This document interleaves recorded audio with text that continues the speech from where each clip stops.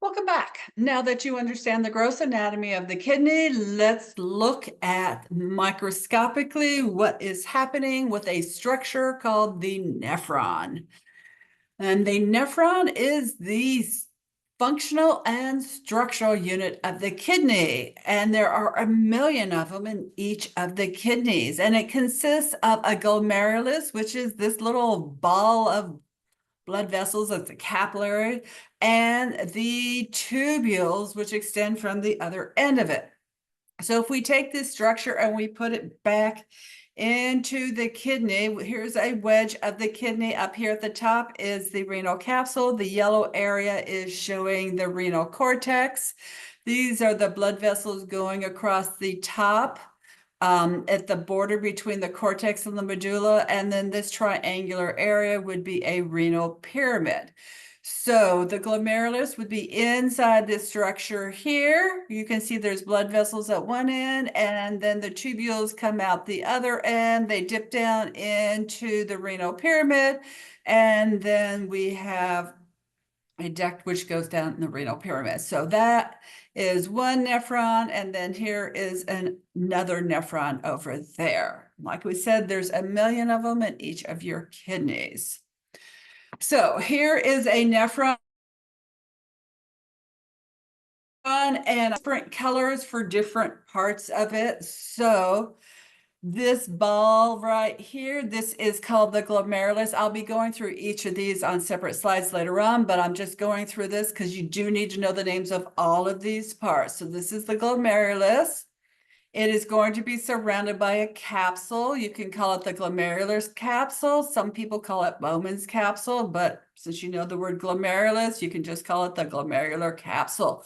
And notice there is going to be a little space between the glomerulus and its capsule. So think of the capsule kind of like you just took the glomerulus and you're pushing it into the side of like a water balloon.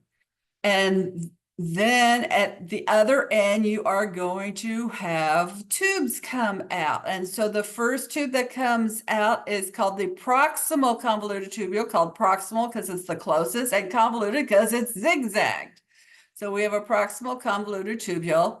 After that, we have what's called the loop of Henle, or you can just call it the nephron loop. It looks like, half of a paper clip. It has this little U-turn right in the middle. And so there's two parts to it. The first part is called the descending limb of the nephron loop. And then the second part is called the ascending limb of the nephron loop.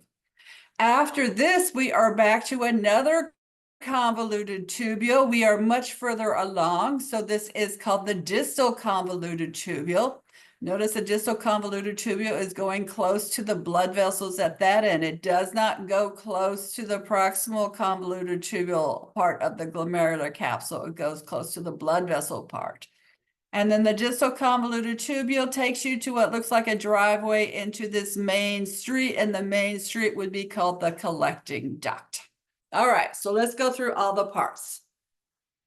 The glomerulus, as I showed in that earlier picture, is located in the renal cortex. And what it is, it's a ball of capillaries which have been smushed into a capsule known as the glomerular capsule. And there's a space between the glomerulus itself and the capsule. So that space is called the glomerular space.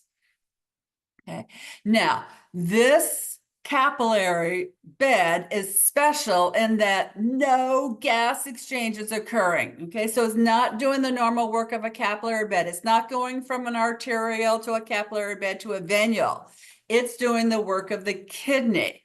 So because of that, it's going to go have an arterial bring blood in and an arterial bring blood out. So the afferent, remember afferent, AF is toward, ferent means to carry, so carry toward the glomerulus, and the efferent is carrying it away. Notice the afferent arterial has a larger diameter than the efferent arterial. That's because more blood is coming into it, and then a lot of the liquid of the blood is leaving and entering the glomerular space, and so there's a much lower volume exiting from the glomerulus. So when you look at it, remember I said you're pushing it into a water balloon. So there's like a layer of covering the glomerulus itself. And that's what these yellow cells are showing here. And these are specialized cells. And so if we look at them up close, here is a drawing of them. And if you look at them, you can see they have these long finger-like extensions or toe-like extensions, in between which there are little slits. And it's in these little slits that we were going to have the passage of fluid and small molecules. Notice cells cannot get through these slits. Okay, so you're going to have lots of the water from the blood, but you're not going to have any of the cells from the blood being able to get through that.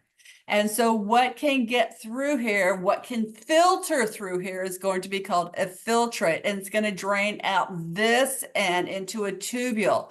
So this part is called the tubular pole, and this part, because it has the two arterioles, is called the vascular pole.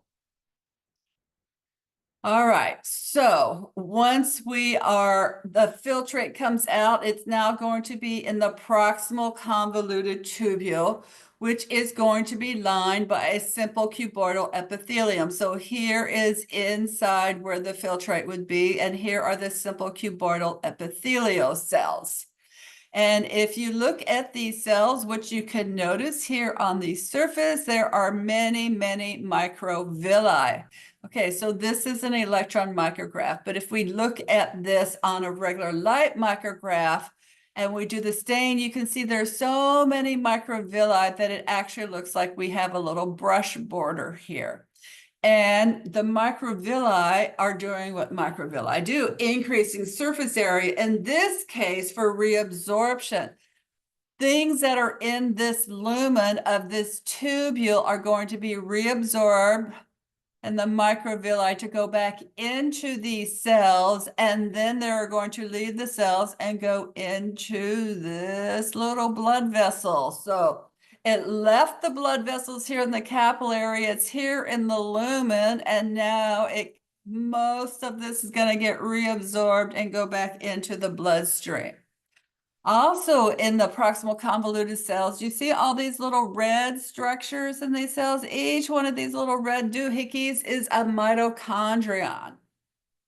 And that's because we need energy for active transport of many of these molecules back into the blood. When I'm talking about the work that's being done here, the 3 steps of your information, I'll be talking about what needs to move by active transport.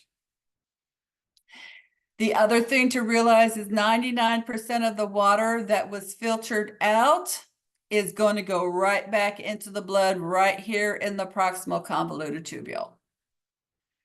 After the proximal convoluted tubule, remember we are in the nephron loop, and this nephron loop dips into the renal medulla, into the renal pyramid.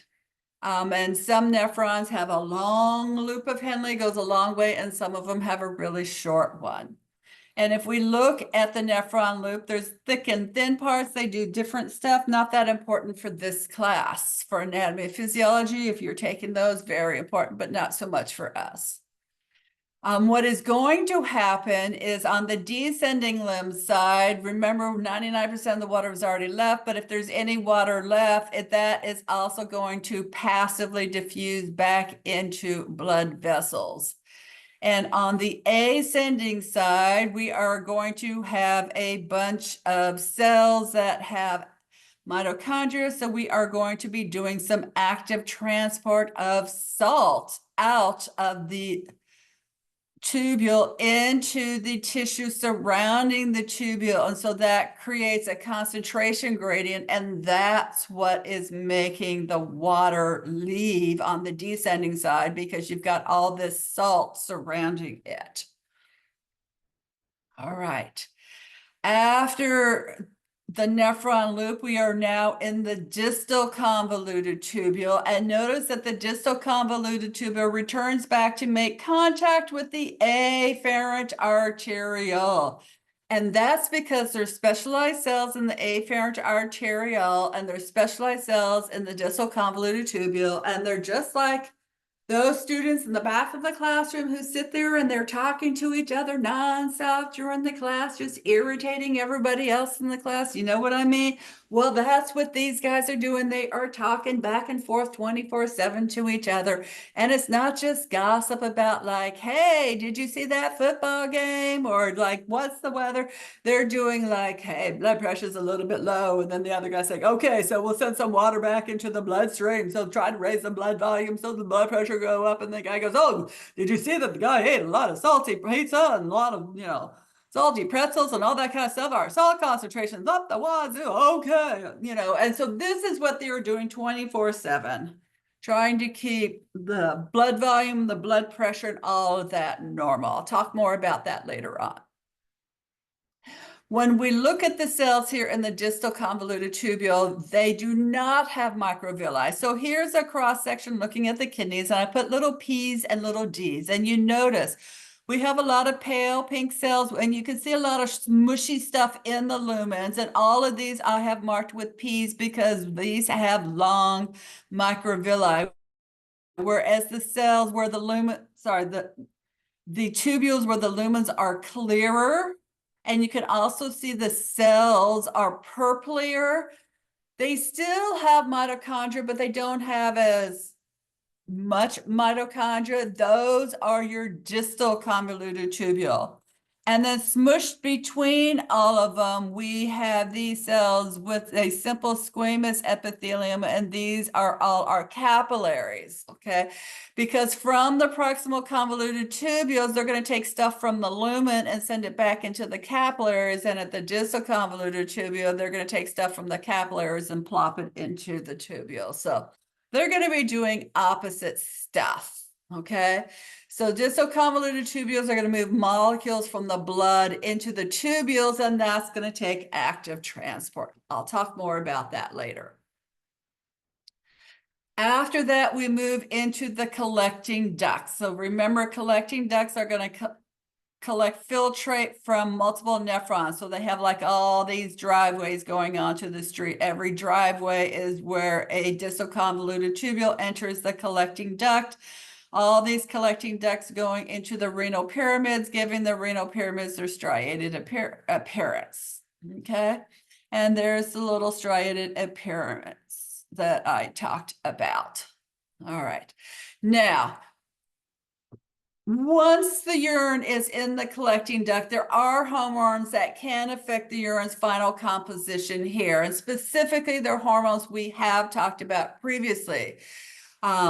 Normally, we do normally absorb a tiny bit of water and sodium, but antidiuretic hormone, and remember we have that diurnal variation of that where we have lots of antidiuretic hormone overnight, and aldosterone. This is where they give their effects in the collecting duct. So that's it for this section. Thank you for sticking with it. Please do me a drawing, add all this to previous drawings you may have done, and very important that you can label this. Make sure you're putting the stuff in the cortex that belongs in the cortex, the stuff in the renal pyramid and the medulla that belongs in there, and make sure you have stuff go back to the glomerulus, make sure the vascular pole versus the tubular pole. Please do this before we move on to the next video, which has to do with special blood vessels, because you're going to need to add those to the drawing you're doing right now. Thank you so much for your hard work, and I'll see you for the next video.